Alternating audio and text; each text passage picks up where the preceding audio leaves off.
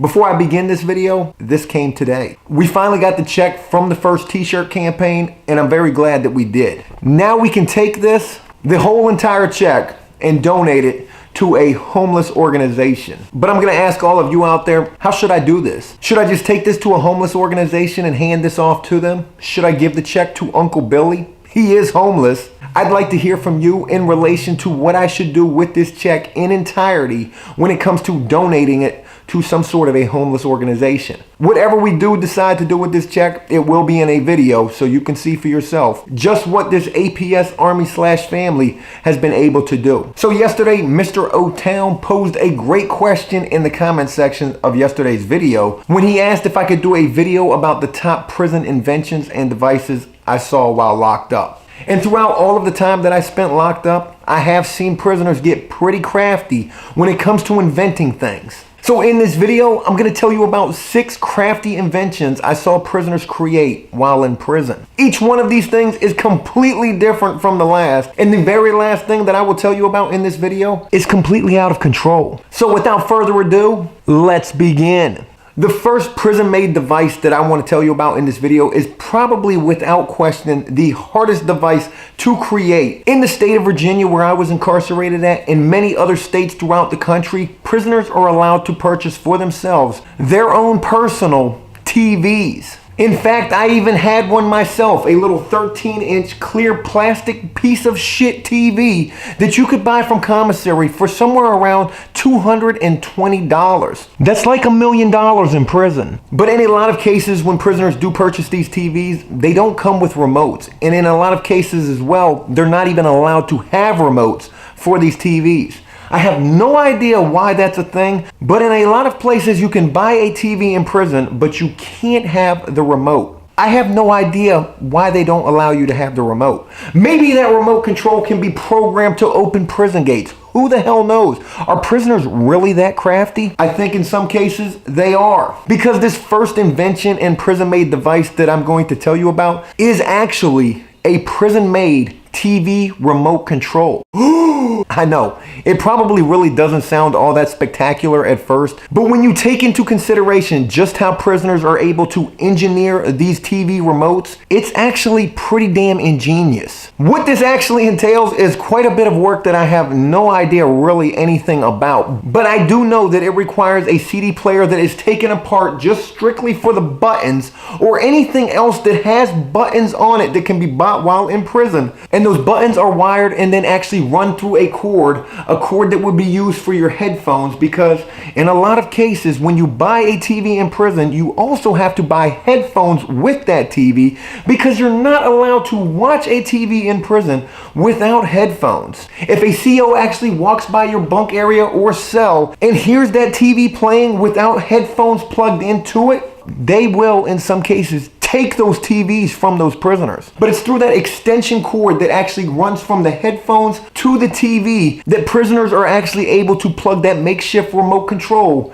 into that extension cord and into the TV. Again, I really don't know how the hell they do this. It's almost like these guys work for NASA before coming to prison. But if you do know how to do this while in prison, this is a top paying hustle to have. Because I have to be honest with you, when it comes to prisoners watching TV from the comfort of their bunk area or cell, they are pretty fucking lazy. And to be able to have that added luxury of a remote control to change the channel, instead of having to do so with your foot, imagine laying in a bunk watching TV and trying to change the channels with your big toe. I can't reach the button. Well, you could always just sit up and change it the way any other normal person would. Change the channel. Prison-made TV remote controls, an absolute prison luxury. Moving on to the next prison-made device/invention, a prison-made soldering gun. Now, a soldering gun is really good to have for one really important reason: soldering. To explain it the best that I can, soldering wires back together that have otherwise come undone. But having a prison-made soldering gun is good for one really important reason: fixing electronics. Because you have to imagine that while locked up and having the ability to purchase certain electronics,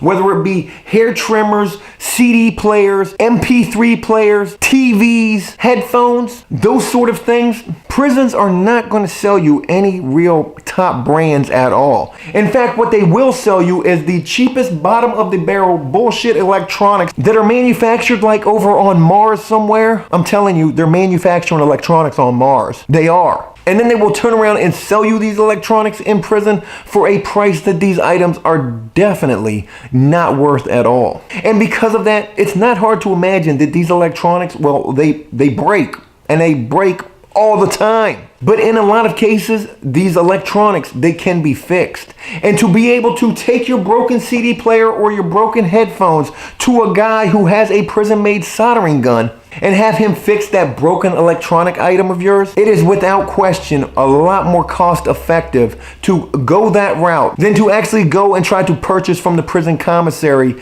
a new electronic item of whatever it is that you have that is broken. And to make one of these prison-made soldering guns really requires not that much stuff at all. I've seen guys in prison make these with as little as a number 2 pencil, some copper wire, a paper clip, and a power supply. Oh yeah, and some solder. And in most cases, the copper wire and of course the solder, those are going to be the 2 hardest things to acquire while in prison. But they can be acquired. In fact, there are prisoners in prison who have prison jobs. Prisoners in prison who have prison jobs where they actually work on the maintenance crew. They work with a guy who works at the prison, and his job is to go around fixing stuff. He's the maintenance man. And they have prisoners that they hire on this maintenance crew because not all prisoners in prison are useless. A lot of them do in fact get locked up with certain trades under their belt, which are great qualifications to have when it comes to trying to get a job on the maintenance crew. But it is through these prisoners who work on the maintenance crew where certain hard to come by items can be acquired. They have access to these items. They can get them for you. Some of these guys will go as far as to get these for you and sell them to you. You can get your hands on a whole lot of goody prison contraband items through guys who work on that prison maintenance crew. The next prison-made device / invention I want to tell you about, well, it deals with one of our favorite topics here, tattooing. And prison tattooing is something that we love here on After Prison Show. But this next prison-made device / invention is actually a shading bar for tattooing. A shading bar tattoo needle that guys can make while locked up. Now what a shading bar is a tattoo needle that actually has multiple needles at the end of it. And these are great for, well, of course, shading while tattooing, but also for coloring in sections of a tattoo. Having a prison-made shading bar for tattooing while in prison is a great thing to have for a number of reasons. One, it's going to help you tattoo a lot faster whatever it is that you're tattooing. Because tattooing anything with a single needle and then adding your color and shading to it, it is going to take some time. And in most cases, while tattooing in prison, time is going to be your enemy. You wouldn't think so because we don't have anything but time while locked up. But prison tattooing is actually the exception to that rule because while doing so, you are going to be pressed for time all the time. Meaning, while you are tattooing, you are constantly going to have to be watching out for guards on patrol making their rounds. Waldo, floor's wet. Oh my God, the guards are coming. Let me take this tattoo gun and throw this 40 bunks away from mine so I have no tattooing paraphernalia whatsoever anywhere near me. I've been pretty paranoid tattooing in prison. So this prison-made tattoo shading bar is gonna help you tattoo faster. Whatever the piece is that you are tattooing, you can get it done faster having one of these shading bars. 2, you can even do better tattoos with one of these shading bars if you know how to use one of these correctly. And oh my God, did I mess some people up trying to learn how to use one of these. Now these prison-made tattoo shading bars, they are not exactly the easiest to make. You would assume that you would just take multiple tattoo needles, put them together, fasten them together some kind of a way, then run them through a single needle that actually runs to the offset, which spins and causes the needles to go pull over. It's really not that easy because if it's not made correctly, all this thing is going to do while using it is break. But if it is made correctly, again, it could help you tattoo faster and even help you tattoo better. The next prison-made device slash invention I want to tell you about is actually pretty damn ingenious. I have seen guys in prison make prison fishing poles. And I'm not talking about a sheet that they send from one cell to another in an effort to exchange love letters and other contraband. I'm talking about actual prison fishing poles. And really these consist of little more than a piece of string, a paperclip hook, some sort of bait. Sometimes they will even use the inside of a chip bag, that shiny surface, as some sort of a lure. And they would take these prison-made fishing poles outside on the rec yard. And at the last prison I was at, there was a lot of water around this prison. They even had a drainage system with a steel gate right there smack dab in the center of the rec yard. I cannot possibly think of a better place to escape the prison from than right there. Though if you were able to remove this grate, you would be doing some swimming. And I'm not sure exactly for how long you would have to hold your breath. But it was through this steel grate and this drainage system that was right there smack dab in the center of the rec yard, the guys would actually go out there and fish. And these guys actually caught fish. There were catfish in this drainage system because there was a lake right outside of the prison. It was the craziest shit in the world. You would see guys sitting over top of this grate pulling catfish through this steel grate. They were catching fish while in prison. They were fishing in prison, literally fishing. And they would have to be very sneaky about doing this, because if the guards on the rec yard saw them doing this, they were getting a charge for this. Fishing in prison, I don't know exactly what the charge is, but I do know of a few guys who actually got written charges because they were caught fishing in prison. It is the stupidest sounding shit in the world, I know, but it's true. And not only would they have to watch for the guard on the rec yard, they would also have to watch for the perimeter check vehicle that circled the prison non-stop. Truck coming. Let me get this rope up and let's walk away from here and act like we weren't just fishing. If these prisoners were good enough to not get caught by the guard on the rec yard or the truck making its rounds, well, the next crazy damn part of this is actually trying to get fish that they caught back into the housing unit when you have to be patted down before going back inside. Just imagine where they had to hide these fish that could still be alive, flapping around between their butt cheeks. Woo! Woo! You ever had a catfish between your butt cheeks? Our next prison-made device slash invention deals again with tattooing, but in this case, it's actually creating a sanding wheel to sharpen your tattoo needles. A prison-made sanding wheel is an absolute luxury to have while in prison, especially if you are a tattoo artist. And the way prisoners would create these sanding wheels is simply by sticking something on top of that tattoo motor and then securing something on top of this where you could actually put a piece of sandpaper on it so that this thing spins with that sandpaper on the top spinning as well, and you could take that tattoo needle and and actually sharpen tattoo needles just like that. These prison-made sanding wheels possibly could even help you sharpen weapons in prison. It would take a lot of sandpaper and a lot of patience, but I'm quite sure it could be used for that as well. Finally, we have reached number 6, the last prison-made device slash invention I want to tell you about. This is completely different from anything that I have mentioned before. And when I tell you what this is, you might say to yourself, that's not really a device.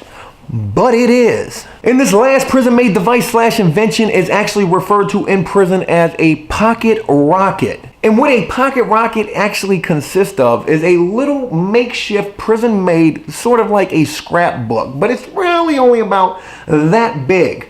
Something that can be easily concealed with pages inside of it, but every single one of those pages inside of it is actually porn. Little itty bitty sex scenes or naked chicks or pictures of chicks in bras from the lingerie section of a Macy's ad paper. I've seen guys use those as well. But this pocket rocket is a little makeshift prison book prisoners put together that they can easily conceal, hide potentially anywhere on their body, and carry with them pretty much all day long throughout their prison days. And to further complement the pocket rockets, some guys will even go as far as to carry around a latex glove with them as well. And I hope I really don't need to explain what that latex glove is for. The reason a pocket rocket made this list is because this is a pretty ingenious, though disgusting, prison invention. There are guys in prison who like to masturbate quite frequently, maybe something like 25 times a day if they could. So these type of guys like to have porn on them at all times, because you never know when and where the opportunity will arise. What? Not a good word to use right there. A pocket rocket is also good to have because of the fact that you're not going to be able to jerk off just any old time that you want.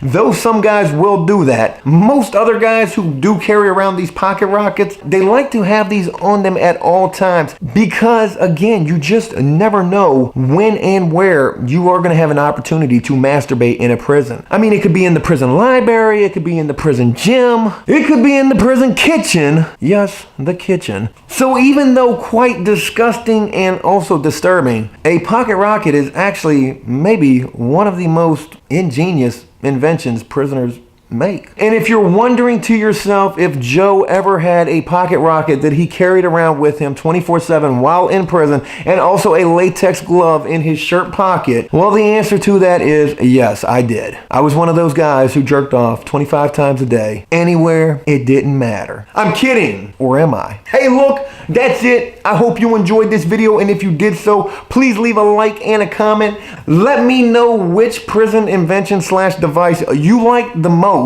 And also, comment and let me know what we should do with this. Hey, look, that's it. Until next time, enjoy life, the free world. Never take a moment for granted and make the most of every day. Peace!